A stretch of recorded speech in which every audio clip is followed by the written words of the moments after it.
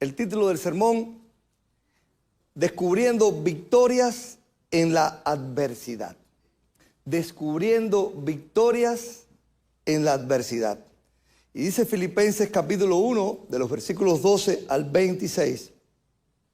Pablo está, darle un contexto a lo que vamos a leer, Pablo está preso en este momento en Cesarea y escribe esta carta a la iglesia de Filipo, la primera iglesia de Europa, cuando él fue a Macedonia y predicó allí, y allí fue encarcelado también, golpeado, y allí surgió una iglesia preciosa. Y él les dice: quiero que sepáis, hermanos, que las cosas que me han sucedido han redundado más bien para el progreso del evangelio. De tal manera que mis prisiones se han hecho patentes en Cristo en todo el pretorio y a todos los demás. Y la mayoría de los hermanos, cobrando ánimo en el Señor con mis prisiones, se atreven mucho más a hablar la palabra sin temor. Algunos a la verdad predican a Cristo por envidia y contienda, pero otros de buena voluntad.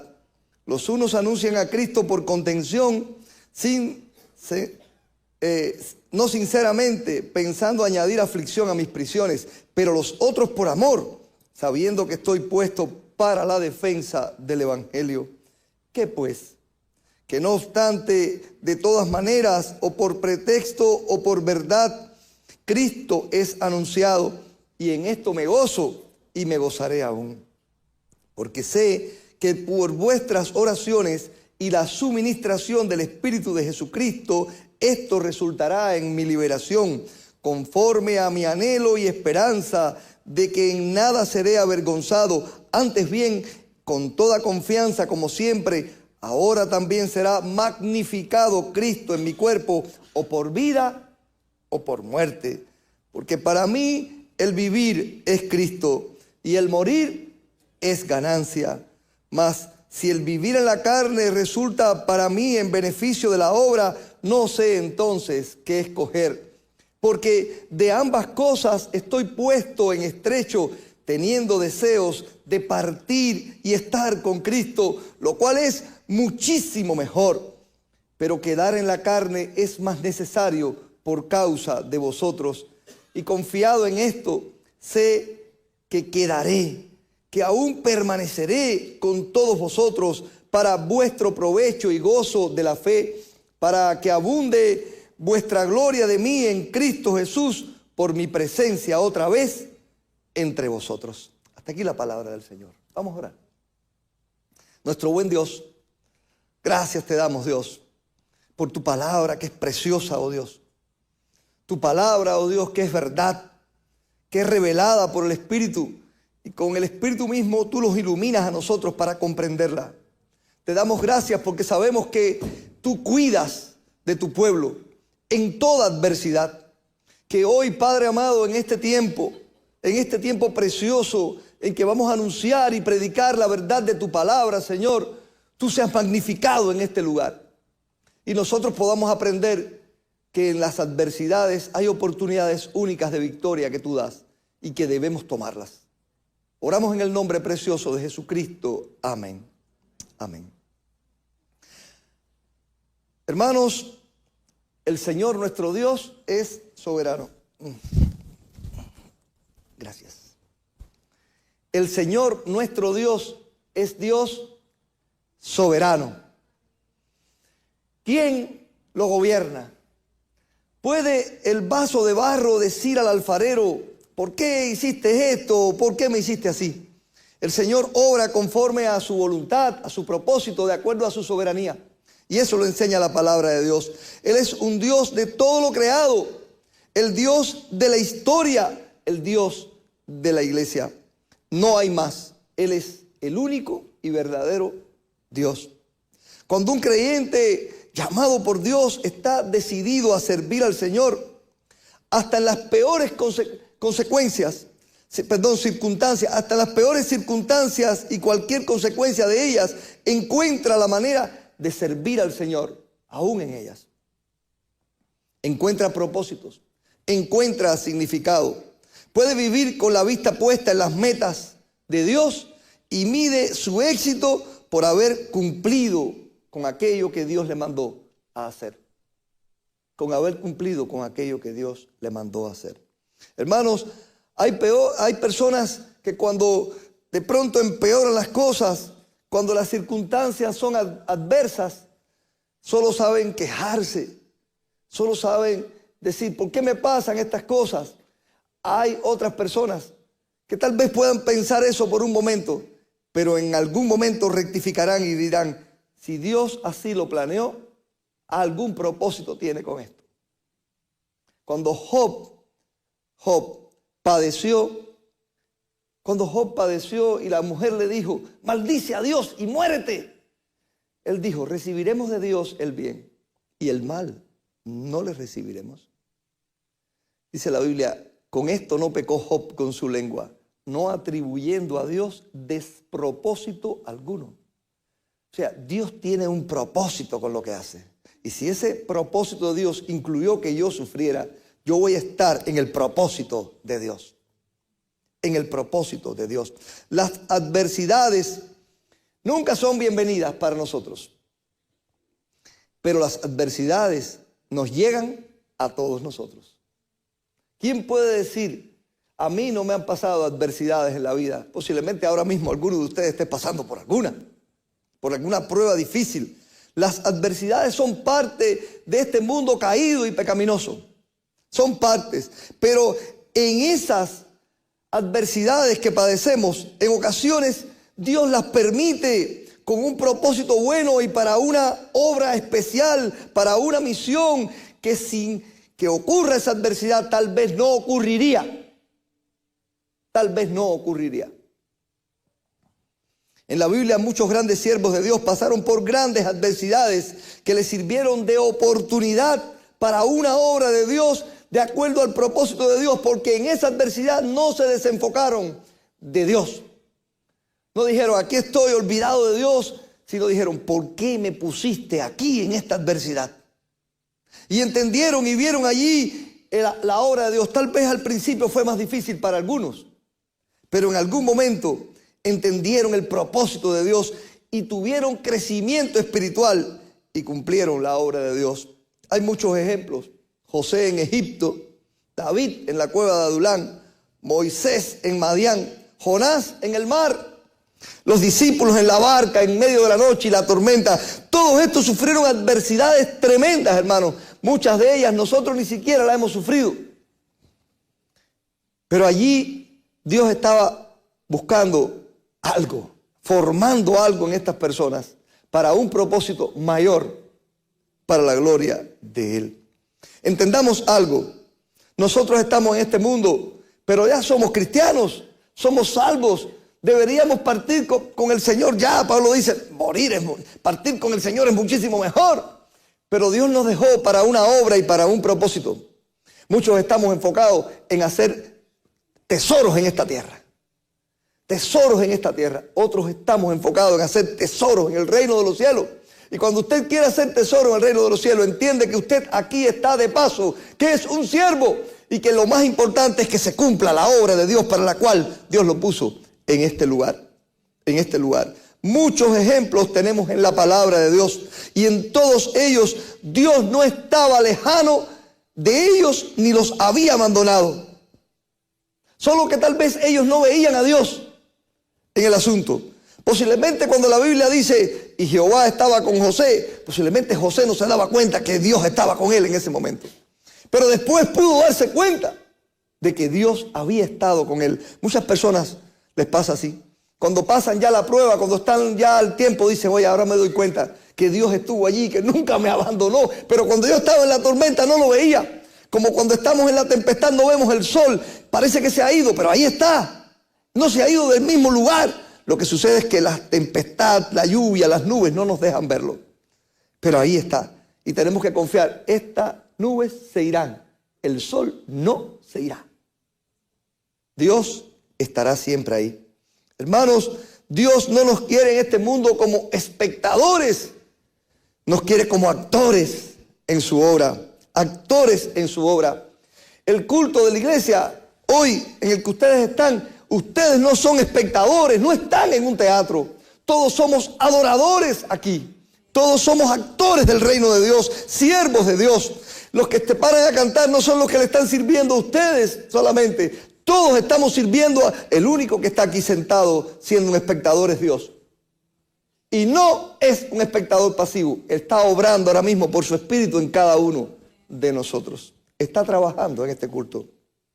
Alguien escribió, las oportunidades en las adversidades se pueden encontrar cuando se adopta una mentalidad de crecimiento y se cultiva la resiliencia delante de Dios. Esto permite que los desafíos, ver los desafíos como una oportunidad de aprender, mejorar y adorar correctamente al Señor. En cualquier adversidad que estés, di, ¿qué oportunidades me ha dado Dios en medio de esta adversidad? Hermano, lo que vamos a proponer por este pasaje de la Biblia hoy es que aprendamos a ver y aprovechar las oportunidades que Dios nos da en medio de las adversidades. Este no es un mensaje de aliento, de que estás en la adversidad, Dios te ama, Dios te cuida. Así es. Pero este es un mensaje diferente. Aquí el aliento es diferente. Aquí el aliento es, en esa adversidad, abre tus ojos para ver las oportunidades de dar gloria y servir a tu Dios. Para lograrlo, tenemos algunas cosas que Pablo nos enseña aquí. Lo primero es descubrir esas oportunidades en la adversidad. Los versículos del 12 al 18 dice Pablo, dice el Señor a nosotros, Pablo a los filipenses y Dios a nosotros.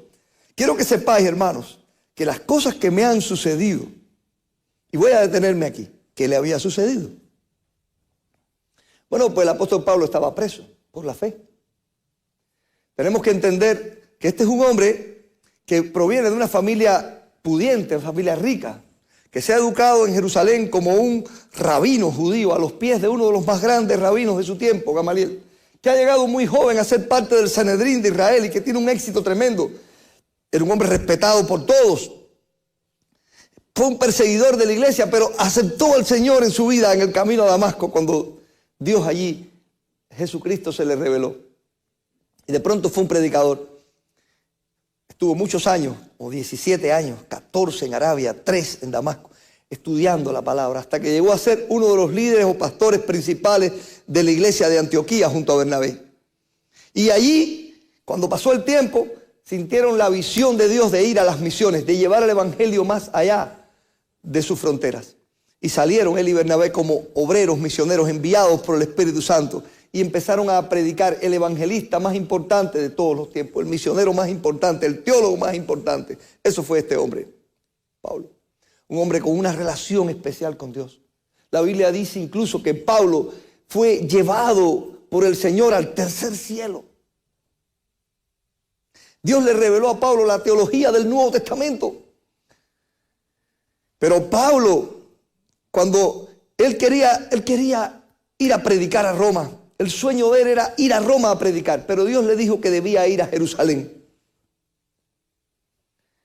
Y él dijo, el Señor me ha revelado que debo ir a Jerusalén y me ha dicho que allí voy a sufrir. Dios lo llevó en sentido contrario.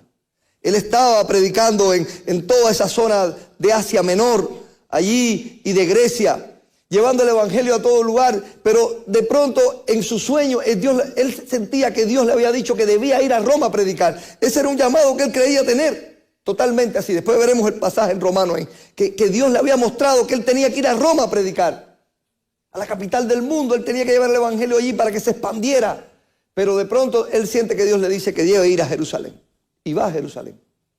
Y llegando allí, tuvo persecución de todos lados. Y lo acusaron los judíos y una revuelta. Y vino el centurión allí, se lo llevó preso y fue encarcelado. Y la situación era tan difícil que decidieron los soldados trasladarlo a Cesarea. Hasta allá fueron los fariseos y los saduceos a acusarlo. Pero estuvo allí preso. Allí había un hombre, Festo, y después Félix. 2 años estuvo preso allí en Cesarea. Y ahí en ese tiempo él escribe esta carta. Y Pablo dice, hermano, quiero que sepan que todas estas cosas que me han sucedido, esta prisión, la prisión de aquellos tiempos era muy dura, hermano. Y Pablo en este tiempo ya había sufrido, hermano, de todo tipo de cosas. Él dice, estas cosas que me han sucedido han redundado más bien para el progreso del Evangelio. De tal manera que en mis prisiones se ha hecho patente en Cristo, en todo el pretorio y a todos los demás. Pablo dice, mire, en el tiempo que llevo aquí, he podido predicar a Cristo a todas las personas que están en este lugar, a los pretorianos. Un pretoriano era un soldado romano. Los pretorianos eran soldados romanos. Eso viene porque en Roma había un lugar, el pretorio, ahí estaban los soldados, entonces decían pretorianos. Pablo no estaba en la prisión cruzado de brazos, lamentándose. Él dijo, estoy aquí y que hay soldados. A los soldados les voy a predicar. A los soldados les voy a predicar. Nelson nos ha contado cuando él estuvo en la prisión. ¿Cuánta gente tenía en aquella galera? Sí. 15, 20, allí predicando el Evangelio. Esa adversidad sirvió para que él tomara una decisión por Cristo. Y ahí entró un hombre y salió un nuevo hombre de la prisión. Y hoy es un misionero y un capellán a las personas que sufren. Pero así hay muchas historias, hermano. De la persona que en la adversidad, porque de pronto Pablo estaba en la prisión. ¿Qué va a hacer? ¿Qué va a hacer en la prisión? ¿Qué va a hacer? Mi profesor del seminario, que era el rector, el doctor Leoncio Veguilla, nos contaba la historia cuando fue llevado preso por el Evangelio en Cuba. Y lo condenaron a 12 años de prisión por solo ser un pastor y predicar el Evangelio. Y estando en aquella prisión, él estaba rebelde. Él le decía al Señor, ¿cómo es posible, Señor? Toda mi vida te he servido. He sido un hombre santo. Mi esposa y mis niños pequeños están en casa y no los puedo cuidar. Mi iglesia está abandonada y yo estoy aquí en esta prisión. Él sentía dolor por estar en la prisión. Pero él cuenta la historia de los platanitos. Un día dice que estaba en su celda allí solo y sintió un gran deseo de comer unos platanitos. Porque la comida era muy mala, ¿saben? Y dice, oye, en esa misma tarde, no pasaron ni 2, 3 horas, el de la reja de al lado, que no lo veía porque había una pared, le dice, maestro, dice, dime, dice, toma, y le pasa unos platanitos. Me trajo mi familia y dice, y dice, es como que yo sentí que Dios me había dicho, estoy aquí contigo. Esos platanitos fue la muestra. Y le dijo, tú me dices maestro, porque yo tengo algo que enseñarte. Si crees que yo soy maestro de verdad, te voy a enseñar algo. Y dice, a partir de ese momento fui un predicador del Evangelio allí. Y él dice, a nosotros nos sacaron a los 5 años de la prisión porque ya no nos aguantaban ahí adentro. Porque nos trancaron para que no predicáramos y resulta que estamos predicando más adentro. Más dentro, hermano, las oportunidades. Pablo dice, allí yo qué hice. Bueno, pues predicar, esto ha redundado en que yo le he predicado a personas que a veces no podíamos alcanzar. Hoy presentamos un grupo de capellanes. Los capellanes van a lugares de áreas no alcanzadas. A Hogar Crea. Ellos no pueden venir aquí. Y cuando están en la calle, no van a venir aquí. Hay personas que hay que ir a ganarlas allí, al lugar. Y hay que ser entrenados a veces también para lograrlo. Pero hay que ir allí, ir a las prisiones. Las personas que están a punto de morir, los capellanes son entrenados para evangelizar a personas que están en fase terminal, de su enfermedad. Ir allí y saber hablar con esa persona y mostrarle a Cristo para que puedan ser salvos. Los capellanes van a las guerras y ministran a los heridos que están muriendo. A los soldados, personas que hay que llevar el Evangelio, y esa oportunidad se presenta y tienes que aprovecharla. También dice Pablo, y dice, de tal manera que mis prisiones se han hecho patente en Cristo, en todo el pretorio y a todos los demás. Aquí todo el mundo, porque recuerden que Pablo ahí en Cesarea, le traen al rey Agripa. El rey Agripa llega a Cesarea de visita y Festo le dice, o Félix, no recuerdo ahora si era Félix o Festo, porque ahí se cambiaron. Le dice, ahí hay un preso que lo están acusando los judíos. Déjame verlo. Y cuando Pablo está delante del rey, qué oportunidad más buena para decirle que es inocente, ¿verdad? Y para decirle, ten piedad de mí, tengo una familia, o tengo, como suelen hacer muchos. Pero Pablo lo que hizo, ¿saben qué fue? Usted lo sabe, ¿no? Predicarle el evangelio al rey. Tanto fue así que el rey le dijo, por poco me persuade, ¿sabes? Por poco me persuade a ser cristiano. Y él le dijo, quiera Dios que por poco, por mucho, tú tengas lo que yo tengo a pesar de estas cadenas. Tú eres un rey ahí sentado en esa pompa y yo soy un preso lleno de cadenas, pero yo estoy en una libertad que tú no tienes. Que tú no tienes y que puedes alcanzar. Eso lo aprovechó Pablo, pero además dice en el versículo 14, y la mayoría de los hermanos, o sea, los que están libres, los que no están presos, cobrando ánimo en el Señor por mis prisiones, se atreven mucho más a hablar la palabra sin temor. O sea, no solamente que ha redundado para bien la adversidad de que yo he podido predicar dentro de la prisión, sino que los hermanos que han sido ganados para Cristo, como decían, no, ¿quién es el evangelista? Pablo. Pero ahora Pablo está preso y ahora ¿quién predica? Bueno, pues tenemos que hacerlo nosotros. Y ese es el momento que pasa también en las adversidades. Le contaba a ese pastor amigo preso allá, cuando estuvo preso, las iglesias estaban sin pastores, todos estaban presos. Mi suegro, hermano, que fue pastor en Cuba por muchos años y que ahora está jubilado, estuvo 3 años también preso, por ser cristiano. Decían, si dejas de ser cristiano te vas para tu casa. Pero ellos allí dijeron, somos cristianos. Y lo tenían en un campo de trabajo forzado ahí, trabajando obligatorio ahí, de 16, 18 horas diarias, trabajando duro en alambradas. Y allí estaban. Y de pronto las iglesias dijeron, ¿y ahora qué? No tenemos pastores, ¿qué hacemos? Pues hay que rendirse e irse para su casa. No. Las esposas de los pastores se levantaron. Los cristianos se levantaron, los jóvenes se convirtieron en líderes en las iglesias. Los jovencitos. Y la iglesia se mantuvo porque otra gente se levantó. Y en esta adversidad Pablo dice, ¿qué ha pasado aquí? Se han levantado de pronto muchos más hermanos a predicar. Los hermanos cobrando ánimo han dicho, oye, si Pablo estando preso sigue firme y sigue fiel, ¿y quién va a predicar aquí? Se levantó la gente a predicar, se levantó todo, la iglesia se levantó a servir. Y Pablo estaba viendo esa bendición en medio de la adversidad, descubriendo esa oportunidad.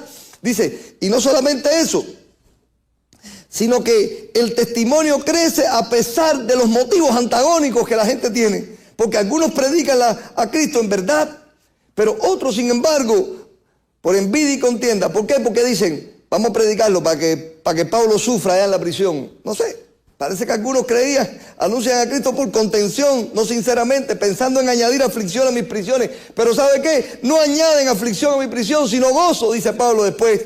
En esto, versículo 18 dice, ¿qué pues? Que no obstante, de todas maneras, ya sea que predican por pretexto o por inverdad, o por verdad, Cristo es anunciado. Y yo en eso, ¿saben qué? Me gozo y me gozaré aún más.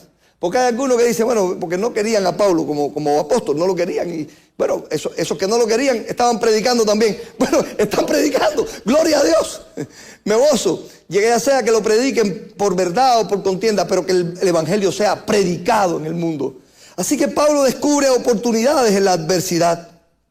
Usted se da cuenta que cualquier adversidad te da oportunidades únicas. Oportunidades únicas. Únicas. Sí. Oportunidades únicas. Hay ocasiones en que no queremos estar en un hospital, pero estando allí descubrimos que hay mucha gente que necesita el evangelio. Luz Daris está aquí. Han pasado adversidades duras con su niño. Pero si usted ha ido ahí al hospital a ver a Luz Daris, ha pasado más tiempo visitando a las personas que Luz Daris le predica que consolando a Luz Daris. ¿De verdad? Ay, estás aquí, vamos a llegar un momentico para ver a esta, para ver a aquel niño, para el otro que le estoy predicando. Y ha ganado almas para el Señor allí en medio de la adversidad. Y ha predicado el evangelio y se ha dado cuenta que ella no es la única que sufre, sino que hay más gente sufriendo en el mundo. Y ha cobrado amor por la gente que sufre. Y cuando salga de esa adversidad, porque Dios la va a sacar de allí, ella puede ser una persona que vaya a predicar a esas personas. Tengo una amiga que perdió a su esposo y a su niño de 3 años en un accidente. Era una obrera, misionera de la iglesia. Yolexis Díaz. Casada, con 2 niños, uno de 3 años y otro de meses. Y su esposo fallece en un accidente con el niño de 3. Qué sufrimiento, hermano, ¿verdad? Con el tiempo ella convirtió eso en un ministerio. En el ministerio se casó con un pastor y lo convirtió en un ministerio de ayudar a madres que han perdido a sus hijos. La gente que sufre. Porque no quería esa adversidad, ¿verdad? Pero bueno, ya que vino, ¿cuál oportunidad me da? No la quería, yo no quiero esa adversidad. Ninguno la quiere, ninguno quiere la adversidad de Luz Daris, ninguno quiere la adversidad de Pablo en la cárcel. Pero si ya llegó y yo no la pude controlar, ¿qué voy a hacer? ¿Quejarme de Dios? ¿Estar todo el tiempo quejándome de Dios? o con falsas expectativas que la gente a veces hay falsos maestros sembrando de que ora que Dios te va a sacar de la adversidad, ora que a veces te saca, a veces no, eso es una realidad. Eso es una realidad. A veces te saca y a veces no, pero las oportunidades son tremendas. Ayer estaba yo con Urbán hablando de los menonitas. Esos grandes cristianos que han predicado el evangelio y que han sido tan fieles en la historia. Pues menos Simón era un sacerdote católico que estuvo en la quema viva de un anabautista que por creer en la fe lo condenaron a morir quemado. A un cristiano fiel, a los cristianos fieles los condenaron a morir quemados. Y cuando estaba el hombre allí y que iban a encender el fuego, él había visto, porque en la Edad Media eso era común, a muchos herejes morir, herejes según el concepto católico, morir en la hoguera gritando, suplicando. Pero aquel cristiano dijo, Señor, como el Señor Jesús te pido, perdónalos, porque no saben lo que hacen. Señor, te pido que no les tomes en cuenta este pecado. Señor, te ruego que ellos puedan ver en mí a un hijo tuyo. Y muriendo allí quemado, el sacerdote Menon Simón se quedó asombrado y se preguntó, ¿es mi fe en Dios una fe como esa? Yo soy un sacerdote. Es mi fe en Dios y ahora si fuera yo este es el lugar. Mi relación con Dios es tan fuerte y se cuestionó a sí mismo esa realidad.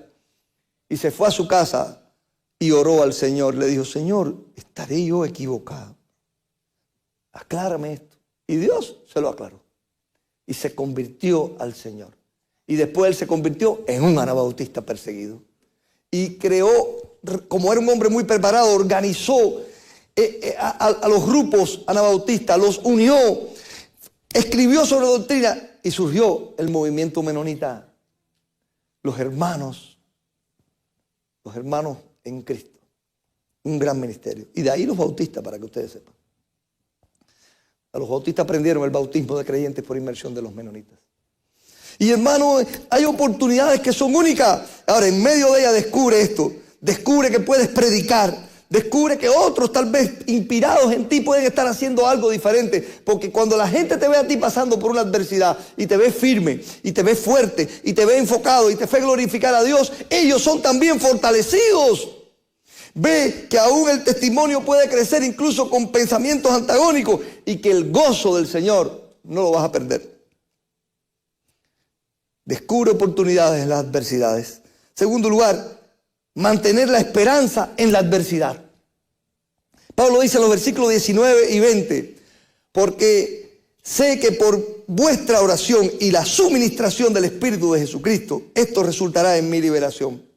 Conforme a mi anhelo y esperanza de que en nada seré avergonzado, antes bien con toda confianza, como siempre, ahora también será magnificado Cristo en mi cuerpo, o por vida o por muerte. Pablo tenía esperanza en la adversidad. Claro que sí, su esperanza era Dios.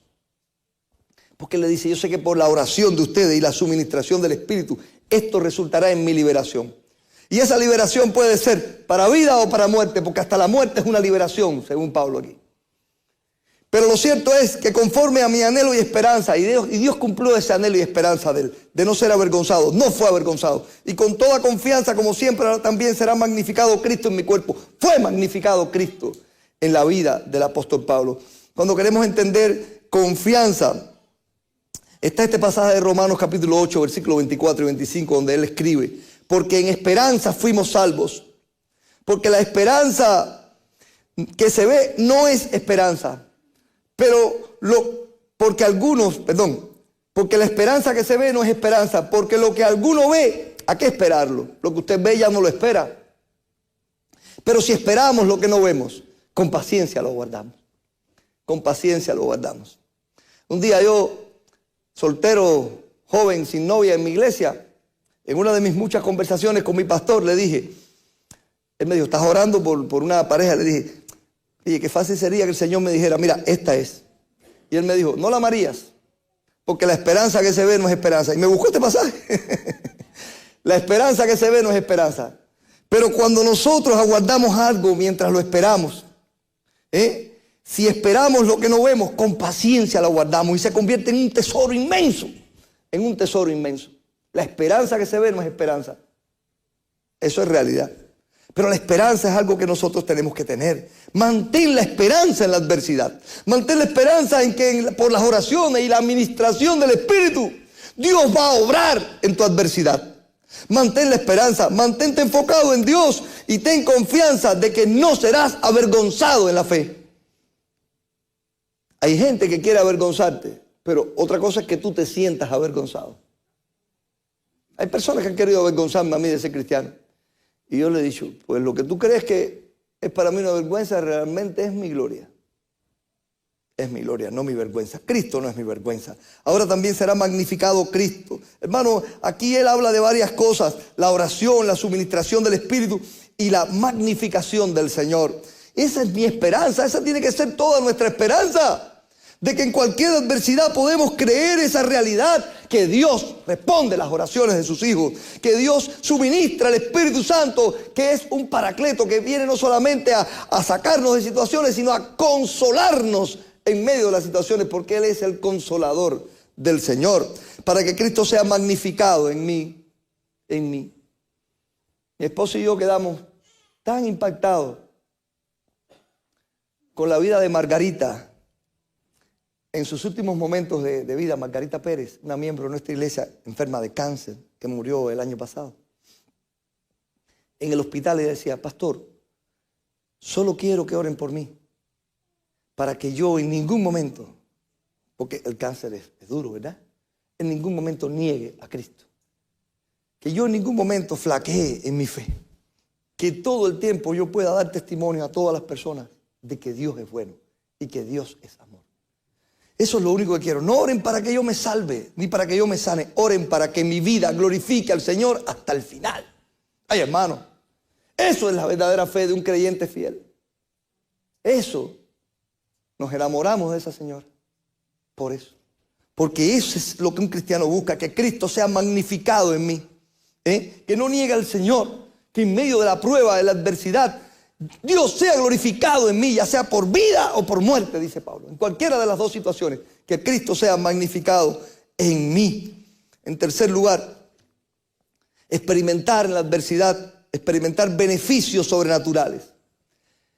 Beneficios sobrenaturales. Pablo dice en 21 al 26, porque para mí el vivir es Cristo y el morir es ganancia. Mas si el vivir en la carne resulta para mí en beneficio de la obra, no sé entonces qué escoger. Bueno, esto es algo sobrenatural, ¿verdad? Una persona que piensa que morir es mejor, que es ganancia, que es muchísimo mejor.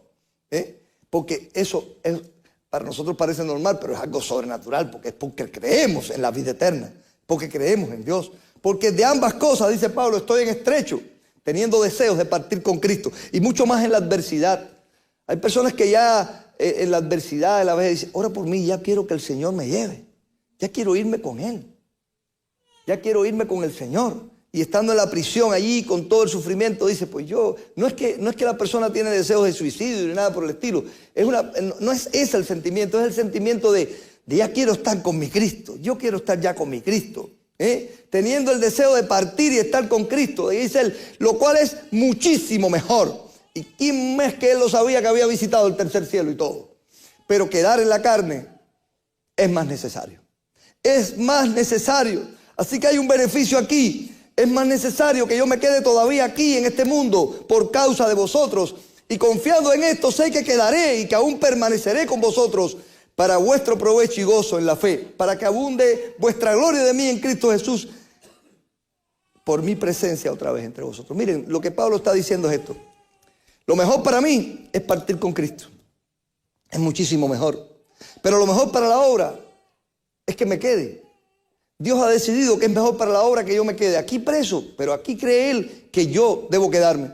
Así que yo sé que me quedaré, porque yo lo que quiero es que mi vida tenga un significado y que mi vida sea un beneficio para la obra de Dios. Así que nosotros en la adversidad tenemos que saber experimentar esos beneficios sobrenaturales. La experiencia del servicio de Pablo fue tan grande, hermano, que encontró oportunidad y beneficio en todo. ¿Qué es lo peor que me puede pasar? La muerte.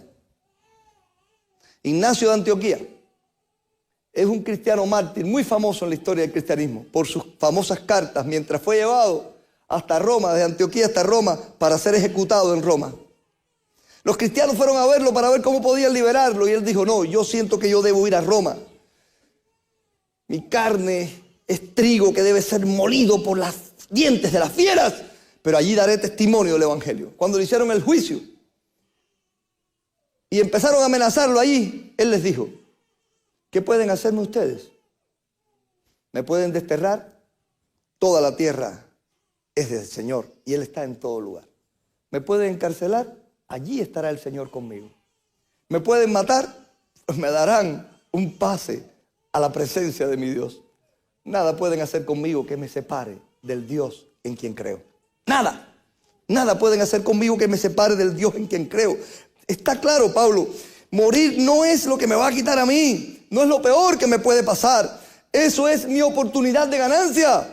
Ahora, quedarme tampoco es lo peor que me puede pasar. Esa es mi oportunidad de ser la persona que Dios quiere que sea y de servir en lo que Dios quiere que le sirva. Hermano, qué maravilla de experimentar beneficios sobrenaturales en cualquiera de las dos circunstancias. Así debemos nosotros también creerlo, hermano. Beneficio para la obra, beneficio para mi vida, beneficio para todo. La adversidad es usada por Dios. Muchos de los más grandes hombres de la historia son frutos de adversidades. Son frutos de adversidades. Han tenido que levantarse de las adversidades para triunfar. Voy a la conclusión. Tenemos esta verdad. Aprendamos a vivir y aprovechar las oportunidades que Dios nos da en medio de las adversidades. Descubrir oportunidades en la adversidad. Mantener la esperanza en la adversidad. Experimentar beneficios en la adversidad. Dijo Benjamin Johnson, quien no ha afrontado la adversidad no conoce su propia fuerza. A veces las personas dicen, no sabía que era tan fuerte, o no sabía que Dios me podía fortalecer tanto. Yo pensé que no iba a poder pasar por eso, pero descubrí las fuerzas de Dios en mí. Un famoso poeta de mi país, Waldo Leiva Portal, que me gusta muchísimo, es un hombre que vive aún, creo que le dieron un premio de literatura hace poco. Escribió una poesía que es una de mis preferidas. Esa poesía se titula El viento nunca es música en sus hojas. Es un soneto. Y dice este soneto de Waldo Leiva Portal: sobre un muro se muere por vivir una planta que en otoño florece. Esas maticas que salen en los muros de las casas viejas, en los muros de los castillos, es así. Sobre un muro se muere por vivir una planta que en otoño florece. Nació sobre la piedra donde crece, extrayendo a lo infértil su existir. Cuánto sufrió esa rama por salir, clavando sus raíces en la grieta, que nunca será surco, que le aprieta sus jugos vegetales, su latir. El viento nunca es música en sus hojas. La lluvia cuando llega siempre es poca, pero de lluvia y viento son las rojas campanillas que cuelgan en la roca. ¡Vivir!, grita la planta, aunque no escojas. Nadie escoge la vida que le toca. Ahí está. El viento nunca es música en sus hojas. La lluvia cuando le cae se le va rápido. La piedra le aprieta las raíces, pero ella da su fruto allí y su flor. Y ella dice, vivir, yo no escogí nacer aquí, pero voy a vivir y voy a dar fruto en este lugar. Vivir vale la pena, hermano. Vivir tu vida tiene significado para Dios y tu sufrimiento también. Para vivir, vale la pena vivir con significado, con intensidad, cumpliendo el propósito de Dios en tu vida. Pablo tenía un sueño. Pablo quería ir a predicar a Roma. Pablo entendió que Dios lo estaba llamando a eso. Cuando él le escribe a los romanos en el capítulo 1 le dice: primeramente doy gracias a Dios mediante Jesucristo con respecto de todos vosotros, de que vuestra fe se divulgue en el mundo, porque me es testigo el Señor, de a quien sirvo, que en mi espíritu, en el evangelio de su Hijo, que sin cesar los menciono a vosotros en mis oraciones, le dice a los cristianos de Roma, rogando que de alguna manera tenga al fin, por la voluntad de Dios, un próspero viaje para ir a vosotros, porque deseo veros para comunicaros algún don espiritual a fin de que seáis confirmados. Esto es para ser mutuamente confortados por la fe que nos es común a vosotros y a mí. Pero no quiero, hermanos, que ignoréis que muchas veces me he propuesto ir a Roma.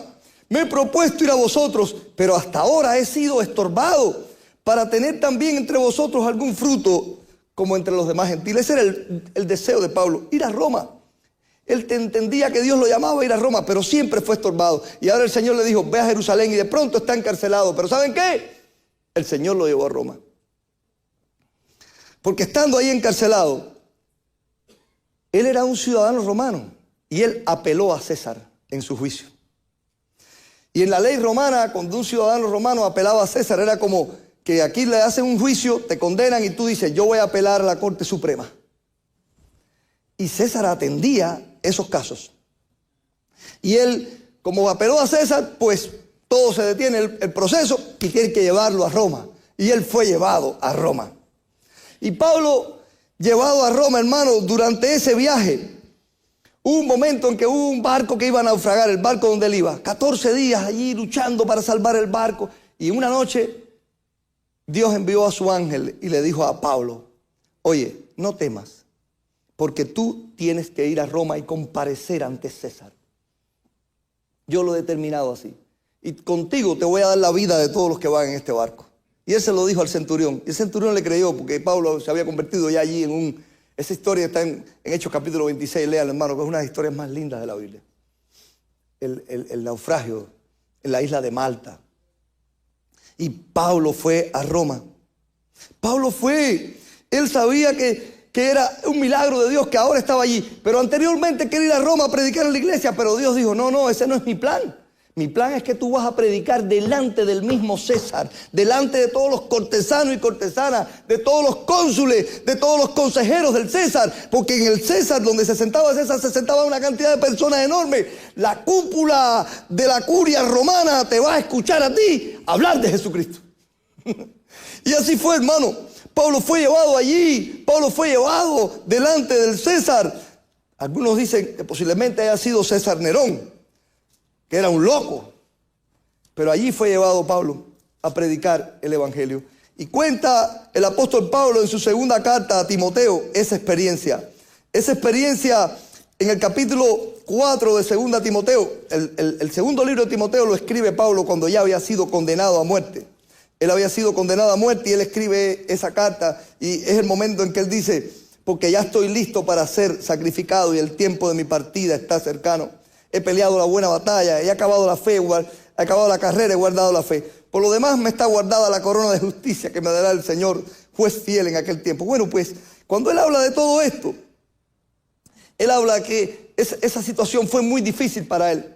Porque él había estado preso primero en una casa en Roma y por mucho tiempo pudo predicar el evangelio a la iglesia y a todas las personas. Pero cuando es llevado ante César, algunas personas no lo siguieron. Dice, Demas me ha desamparado, amando más el mundo. Por amor al mundo me desamparó. Alejandro el Calderero se opuso a mis palabras y me ha causado muchos males. En mi primera defensa ante el César estuve solo. Pero cuando dice estas palabras dice, pero el Señor estaba a mi lado y me dio fuerzas para que por mí se cumpliera la predicación.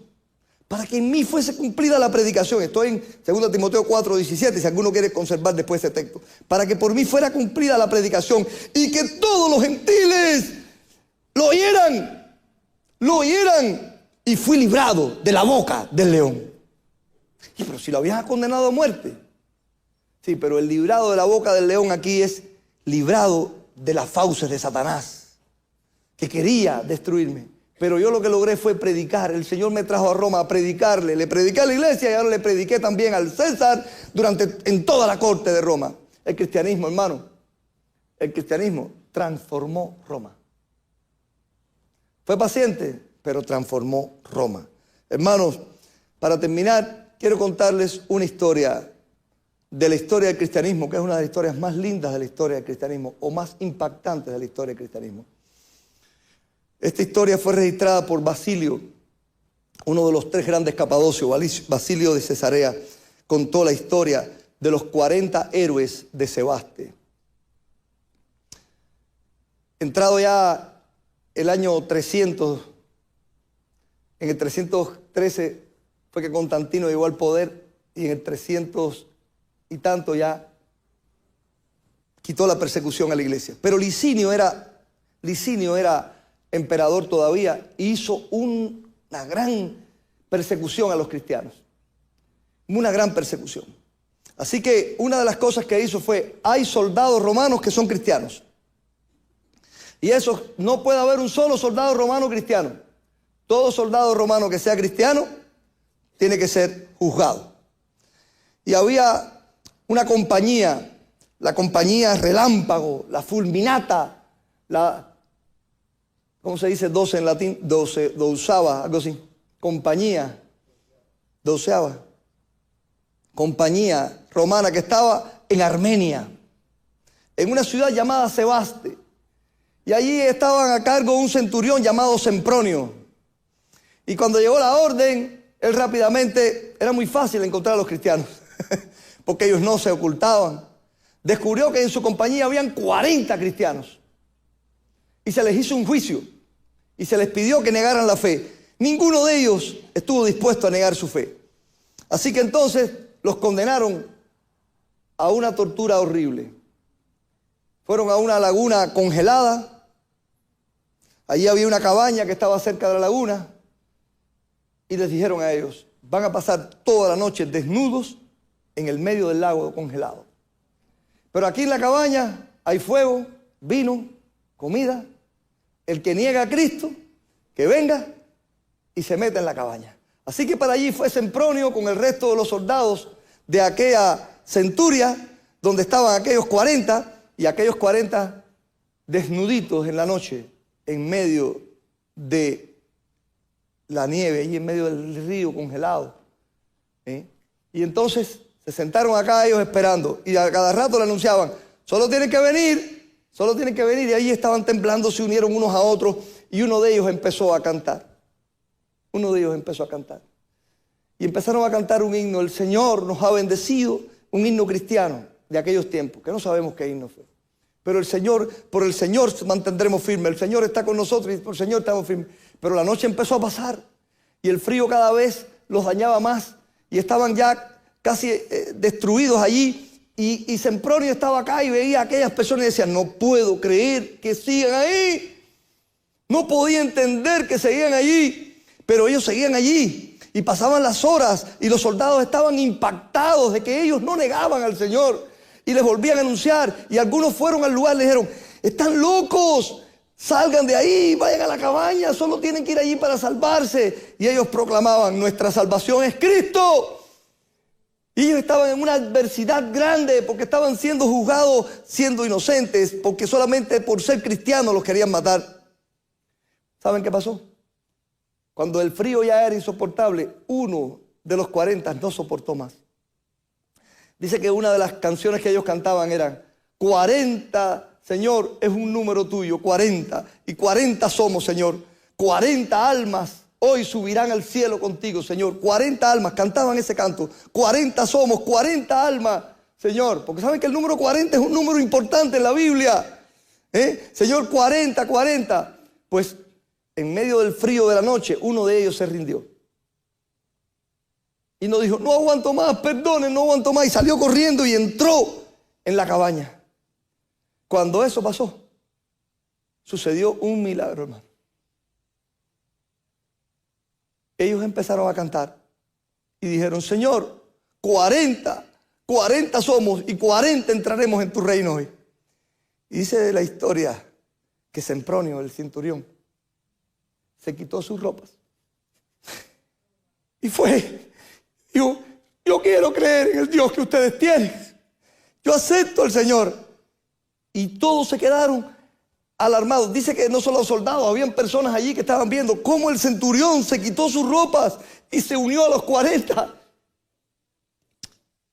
Dice Basilio en su historia, cuando amaneció y el sol salió sobre las heladas colinas de Armenia, habían 40 hombres muertos sobre el hielo. Entre ellos estaba Sempronio. Y dice, cuando sucedió eso, no había un cristiano en Armenia, pero sucedió el avivamiento de Armenia. Se empezaron a venir cristianos a predicar a Armenia. Los soldados se llenaron de valor, algunos que habían escuchado el testimonio del Evangelio y creyeron al Señor. y Armenia se convirtió en uno de los países más evangelizados del mundo en el tiempo antiguo. Todavía hoy la iglesia en Armenia, la iglesia que es la iglesia oriental ortodoxa, es fuerte, muy fuerte. Los nombres de los armenios, todos son nombres de gente de fe. Hermano, los 40 héroes de Sebaste, busque esa historia, está en internet. Los 40 héroes de Sebaste, las oportunidades en las adversidades. Allí aquellos hombres murieron en gran adversidad, pero Dios no desconoció la fidelidad de sus siervos en los tiempos duros. Y levantó una iglesia enorme en Armenia. Y fue por el testimonio de los 40 héroes de Sebaste. Hay oportunidades únicas en las adversidades. No las pierdas. No las perdamos. No queremos que llegue la adversidad, pero si ya llegó, vamos a ver cómo la aprovechamos.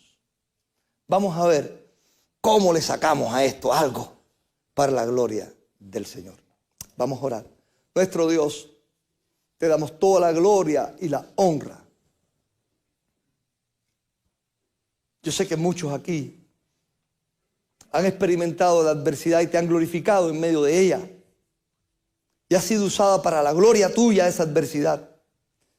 Y lo vemos en esta historia de Pablo.